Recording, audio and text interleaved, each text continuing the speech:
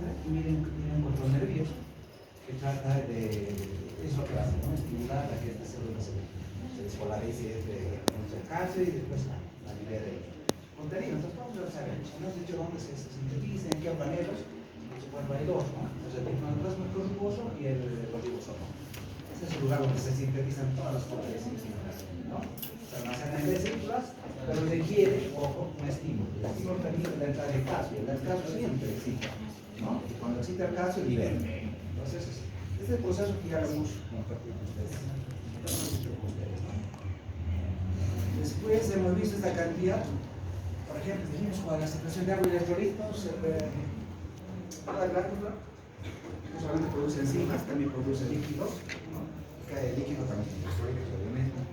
Y esa es la cantidad, la cantidad en volumen diario de Cuba, ¿ya? Es un modo de secreción. Porque la salida 1000 ml es en total 6700, que es lo que produce esta producción. ¿Ya? De ahí la importancia de esto, siempre digo, porque les dicen, por ejemplo, tome agua, tome agua. ¿Y qué pasa si a su organismo usted no le da agua? Los gramos no van a producir la misma cantidad, ¿no? Decimos, pero doctor, la saliva está espesa. ¿Por qué está espesa? Porque no está tratando la saliva es fluida, ¿no? No tiene esa característica específica. La saliva también cambia de características. ¿Por qué? Porque es importante el agua. El agua, aunque ustedes no lo crean, es muy importante en el tratamiento. Les decía, por ejemplo, pacientes que tienen diabetes y tienen su glicemia de 300, doctor, ¿le coloquemos insulina? No le coloquen insulina, colóquenle agua. Les colocamos 1000 de fisiológico de venoso. El azúcar bajo, entre 300 a 180. ¿Qué me estaba líquido? ¿Por qué ese paciente estaba súper así? La desesperación, el estrés, todo el estrés tisular, todo hace que se liberen pues hormonas contrarreguladoras. Y esas hormonas contrarreguladoras hacen que se suba el azúcar. Por eso tú te vas al fondo, solucionas el problema. Y esa es la idea que ustedes conocen los conocimientos básicos para que puedan entender esto de la fisiopatología y cuál es el conducto. Pero en general es agua, chicos. Esta vimos, por ejemplo, la importancia del moco. Como he dicho, todas las células, en todo el aparato digestivo tenemos células mucosas, ¿no? Que producen, y hay una célula característica, las células calci, por las células crestomas son, de hecho, glándulas simples, porque no tienen conducto, pero producen en todo. Vas a ver en células mucosas desde el esófago hasta el colon, ¿no? Y producen este moco. Este moco tiene características, sí, yo tengo que saberla porque claro. Si no, ¿cómo voy a saber cómo funciona? Hemos dicho, por ejemplo, este moco protector, y vamos a ver qué importancia tiene. Entonces, ¿qué creen que pase con este moco? Con la edad. A mayor edad, más moco o menos moco. ¿Por qué? Bueno, el moco, las sustancias que se liberan en el intestino, en el estómago, están reguladas por nuestra presión arterial y por la capacidad de nuestras células de generar y de tener estímulos. Entonces, con la edad, o las vellosidades o alguno. Pero lo hace, lo hace, vamos a hablar, no te compliques.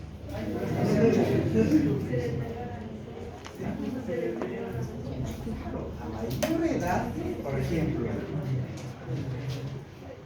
¿en quién es, por ejemplo, la regeneración de la célula más rápida? ¿En los jóvenes o en los adultos? Los jóvenes. ¿Por qué la regeneración es rápida? Porque es poco tiempo. ¿Por qué? Puedes grabar adelante. Esa capacidad de regeneración que tiene el tejido, vamos más allá, célula, ¿no? Estamos viendo la célula, ¿de qué depende? De un adecuado flujo sanguíneo. Y con la edad, ¿qué pasa? ¿Qué pasa con la estructura de los vasos sanguíneos? Pierde la elasticidad, son más rígidos, la permeabilidad pierde. Por lo tanto, no hay un adecuado flujo, no hay adecuada irrigación hacia esa célula. Cuando veíamos este dibujito, por ejemplo, acá, ¿qué pasará si tú pones este vaso? No es así bonito, tiene una placa de ateroma. Está arteriosclerosado por la edad, ¿no? Lleno de líquidos, toda la pared. Por lo tanto, la cantidad que va a entrar de sangre hasta esa célula no va a ser la misma. Entonces está hipoperfundido, con poco flujo sanguíneo. A esta célula no está llegando. Por lo tanto, esta célula tampoco va a funcionar como funcionaba cuando era joven. Entonces no va a tener el mismo metabolismo, no se va a generar de la misma manera. Por lo tanto, de tal manera que cuando, por ejemplo, los pacientes de la tercera edad vienen con este problema, la consulta, dicen, Y tengo, para decirte, de 10 pacientes en la consulta, 9 son mayores de edad. Y 2 son gastritis. Y dicen, ¿pero por qué, doctor? Claro, a mayor edad, pues esta capita de poco, normalmente es 1 milímetro, vamos a ver, va disminuyendo de espesor. Porque las células, estas células mucosas, funcionan como las células de las glándulas, estas células también se quieren flujo sanguíneo. Si no hay adecuado flujo sanguíneo, estas células tampoco van a producir la cantidad de moco que tiene que se va a adelgazar. Y por otro lado, va pasando otra cosa. Por ejemplo, este es el ácido gástrico, jugo gástrico. ¿Qué creen que va a pasar con esto? A mayor edad, es mayor carga ácida, mayor secreción de ácido. El estrés hace eso, el estrés está haciendo hasta úlceras. Pues, es lógico que una paciente de la tercera edad tenga gastritis. Por uno tiene menor protección o citoprotección de sus células, y por otro tiene una mayor carga ácida. De las 9 pacientes que les digo, 8 son mujeres, 1 varón.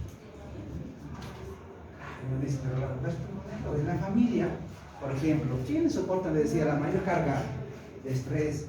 Es la mamá, no es la abuelita. Ustedes no van a creer, las abuelitas me cuentan todo, ¿no? No, del nieto, de la vida, que no sé qué. Por esto, no los tengo. Los que le voy a dar, protectores gástricos, que tienen la misma función de esto, pero no porque su trabajo.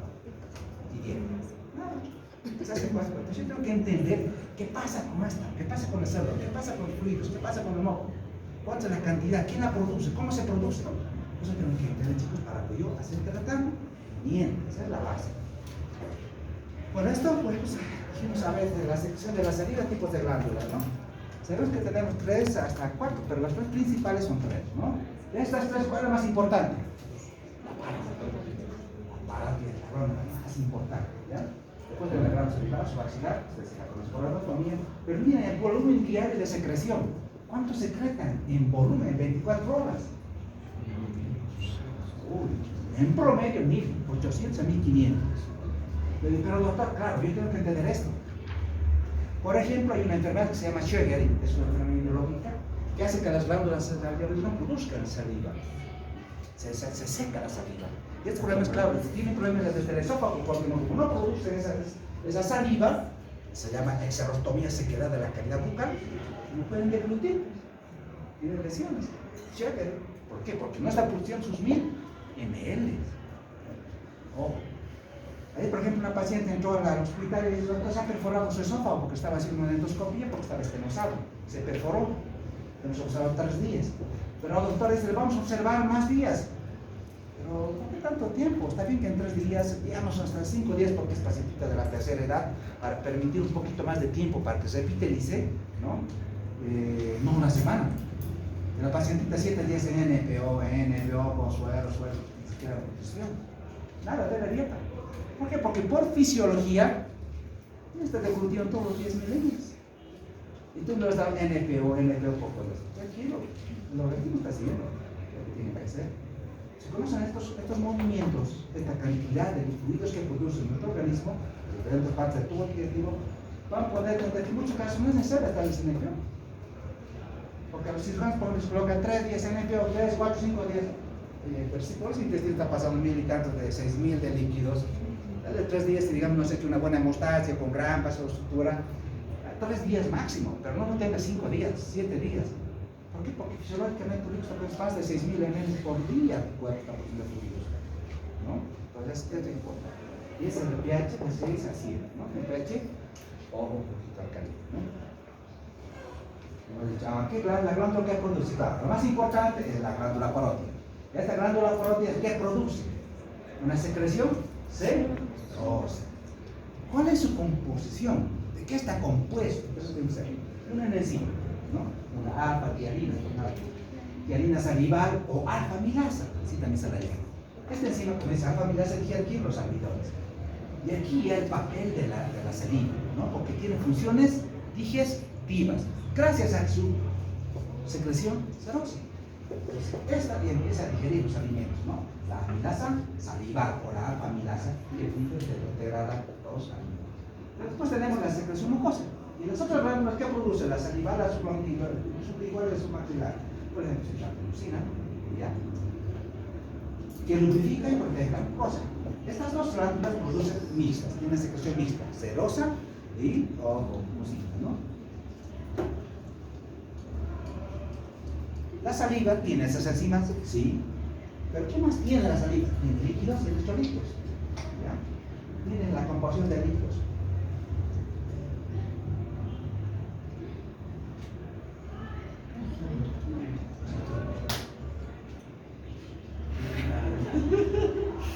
Voy a cambiar de asiento, creo.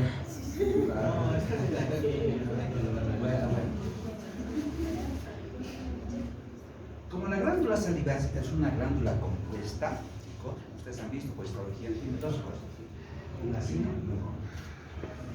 Después tiene un acino y un conducto. ¿Y el qué es su acino? Su acino está constituido de esto, ¿no? La tiretina, el moco y el líquido. Miren qué características. ¿Qué va a pasar cuando estos ácidos vierten su contenido hacia los conductos? Se van virtiendo. De tal manera que ocurre un fenómeno importantísimo. ¿Ya? Durante la primera secreción se puso en los ácidos.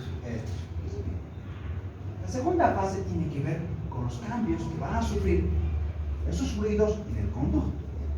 Acá se producen dos procesos de transporte activos, que es importante. Se absorbe cloro y sodio. ¿Y se secreta qué? Potasio y bicarbonato. La saliva también tiene bicarbonato. Y el bicarbonato igual va a neolato. ¿Por qué hay bicarbonato? Porque la saliva, por ejemplo, cuando nosotros tragamos saliva, va a neutralizar el ácido del estómago. Ese ácido lo va a neutralizar, por lo tanto ya tiene bicarbonato en su composición, ¿ya? Pero tiene potasio, más potasio, ¿ya? Menos sodio, menos cloro, tiene más potasio. ¿Por qué? Porque ese transporte activo ha hecho que se absorbe sodio y cloro, pero se secreta al mismo tiempo potasio y bicarbonato. Entonces, durante la segunda fase, la secreción secundaria, los conductos ocurren dos procesos, ¿no? De transporte activo que hacen cambios en la composición. Y ahí, eso va a permitir que tengamos en la composición más bicarbonato y más potasio. Ahora, si hubiera una salivación excesiva, ¿qué va a pasar con el sodio y con el bicarbonato, el potasio? Estos procesos se van a disminuir, no con la misma cantidad, ¿no? La potasio más, no como acá dice, 7 veces más, acá es 4 veces. O sea, va a disminuir digamos, esa secreción. ¿Ya? Tampoco la absorción de sodio también. Bueno, ¿la saliva cumple funciones? Sí. Por ejemplo, acá es la importancia de esta enzima, ¿no? Una enzima que cumple funciones bactericidas también. ¿La hizo? Sí. Es muy fundamental, ¿no? Pues muchas cosas de los animalitos, por ejemplo, ¿por qué creen que se digieren? Con sus salivitas, ¿no? Los animalitos tratan de echar mano a su lisocima, ¿no? Se encima. Entonces, la saliva ayuda, obviamente, a aceptar corrosión de patógenos, destruye bacterias gracias que tienen deoxanato, enzimas proteínicas como la enzima que destruye. Entonces, tiene bacterias, no tienen anticuerpos, ¿no? Que destruyen las bacterias. Mire, en ausencia de salivación, como esta enfermedad, pues repito, esta enfermedad de Sjögren, es dos cosas. Tiene xerostomía, o sea, no producen las glándulas lacrimales, no producen su fluido, tampoco las glándulas salivares. Por lo tanto, tiene sequedad de los ojos y sequedad de la boca. Esta enfermedad, ¿qué va a hacer en el paciente? Si no produce, pues va a tener la boca, van a tener úlceras, se infectan, caries dentales, ¿no? Entonces, hay complicaciones rápidas. Bueno, ¿cómo se produce la secreción nerviosa de la saliva? Es lo mismo. ¿Dónde comienza todo el estímulo nervioso? ¿Dónde comienza? En la boca, ¿no? En la lengua, en las papilas gustativas de la lengua, boca, lengua, ahí comienzan los estímulos. ¿Por qué? Porque ahí tenemos receptores. ¿Y cuáles son los receptores? Las neuronas. Ustedes que ya han estudiado, ¿no? Doctor, han dicho, pero claro, la han distribuido la inervación, por ejemplo, cuando ustedes han hablado del sistema nervioso, de las pares craneales. Los dos lados anteriores, ¿de quién depende? ¿Del facial? ¿Los dos posteriores, de quién depende? ¿Del oso faríngeo? Pues, sí, ustedes han visto hasta la inervación sensitiva en la lengua, ¿no? Y eso les va a permitir entender que ahí tenemos estas papilas. Entonces, estas papilas son como receptores, pero como son sustancias químicas, se llaman quimioreceptores, porque van a percibir las sensaciones químicas de estas sustancias. ¿Dónde se encuentran? Especialmente en la papila. ¿Puede ver también en la boca y nariz? Sí. Pues fácilmente en la lengua. Y comienza, ¿ya? Ese estímulo. Entonces, ¿cuáles son los estímulos? El gustativo, ¿no? Pues los amargos, ácidos. Se secreta cantidades excesivas de saliva, pues de 8 a 20 veces. ¿No? Salivamos mucho, secretamos mucho. Los papiles también. Dice, hay diferencia entre los lisos, los rugosos o amargos. Dice, bueno, los lisos hacen que se produce más saliva que los rugosos, ¿no? Pero ¿qué pasa una vez que estos receptores, ¿no ven? Han captado ese estímulo amargo, digamos, aquí en el de lengua? ¿Qué va a pasar? ¿Quiénes intervienen?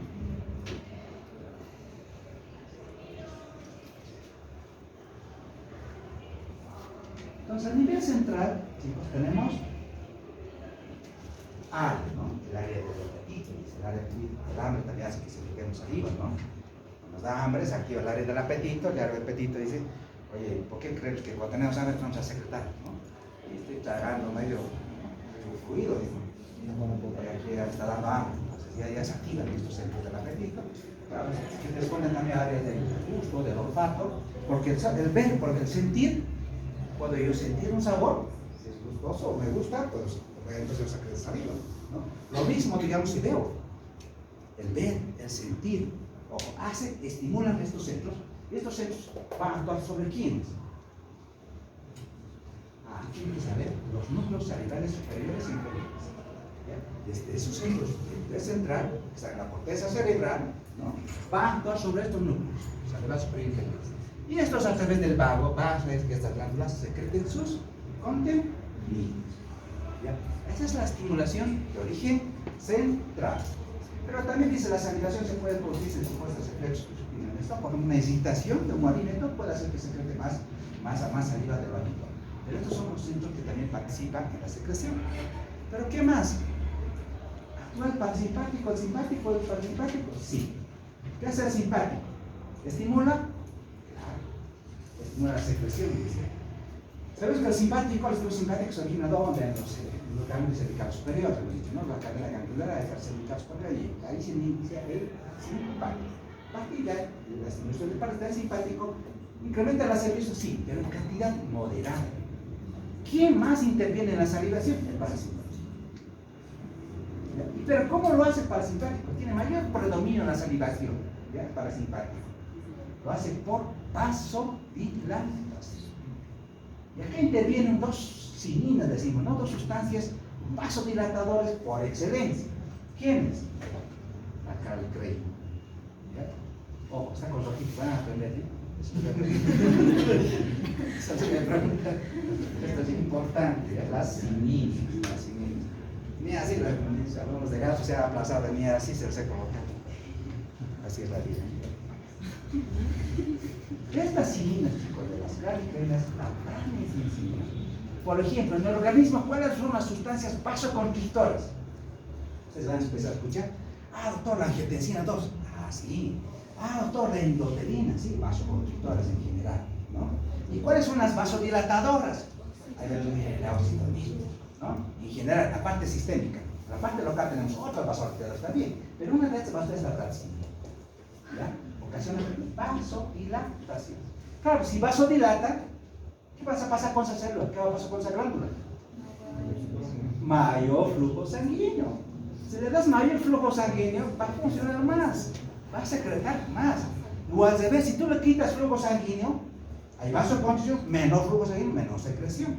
Entonces, la secreción depende más que todo del estímulo parasimpático. Y en el fondo, yo quiero que lleguen aquí. Doctor, depende de la bradicimina. ¿Y qué es la bradicimina? Es una sustancia vasodilatadora por excelencia que actúa por estímulo parasimpático. Esto ya es pichanga por ustedes, dice, pero ¿cómo se hace la secreción parasimpática de la secreción saliva? Aquí, por ejemplo, ustedes se acuerdan de sus conceptos de anatomía. Ahí están sus nervios, está el curso faríngeo, está el nervio facial. A ver cómo actúan. ¿Dónde comienza? ¿Dónde comienza? Todo comienza, ¿dónde comienza? Entonces me podía hablar, doctora, debías acordar mis conocimientos de algo de efecto simpático, parasimpático, digamos, o de efecto autónomo, ya tendría que partir, ¿no? Para entender este acto de fe. Y ese acto de fe, ¿cuántas partes tiene? 5, ¿no? Estímulo, tiene que ser siempre un estímulo, porque algo tiene que secretar de este efecto. ¿Vale? Un estímulo, ya sé cuáles son los estímulos. 2, ¿qué pasa? Tengo que tener receptores. Ya sé que tengo quimiorreceptores que están en la lengua, perfecto. Y 3, hay una neurona sensitiva siempre aferente que va a llevar ese estímulo sensitivo hacia un centro integrador.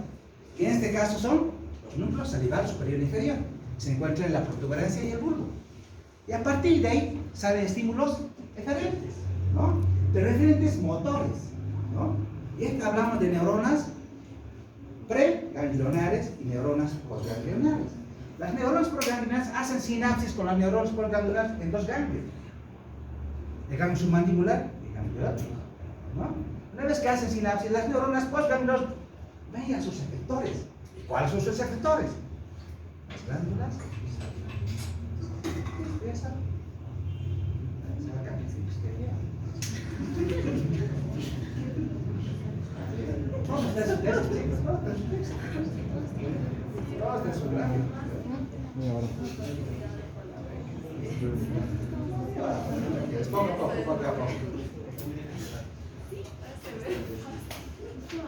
Pero les recomiendo, vayan leyendo. No se confíen al último día, a la última semanita, se van a aplazar. De hecho, el examen que ha dado el primer examen no estaba bueno. No es. ¿Qué es fisio? Es fisio. Necesita profundidad. Denle más tiempo.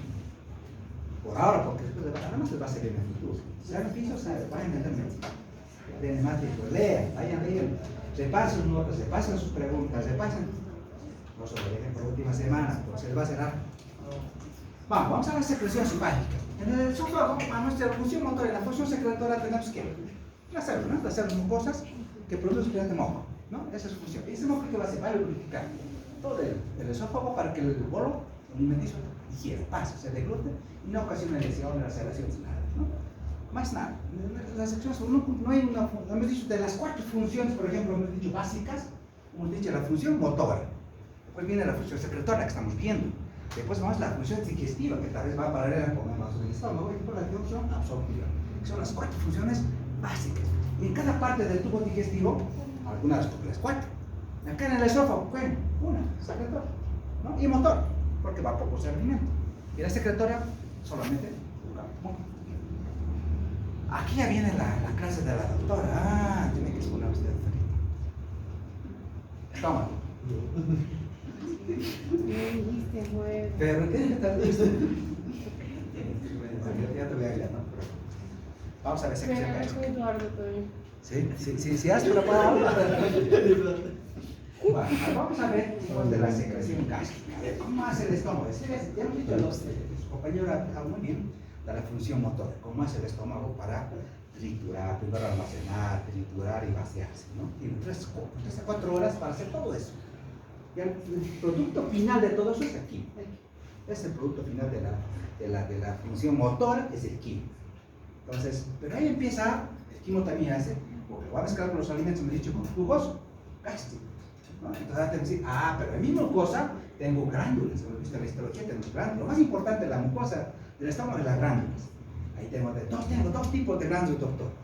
Unas glándulas que están en el cuerpo y en el fondo, que son las glándulas ocíticas o gástricas. ¿Ya? Y otras glándulas que están más que todo en macro, que son las glándulas pilóricas. ¿Cuáles son en porcentaje de mayor cantidad?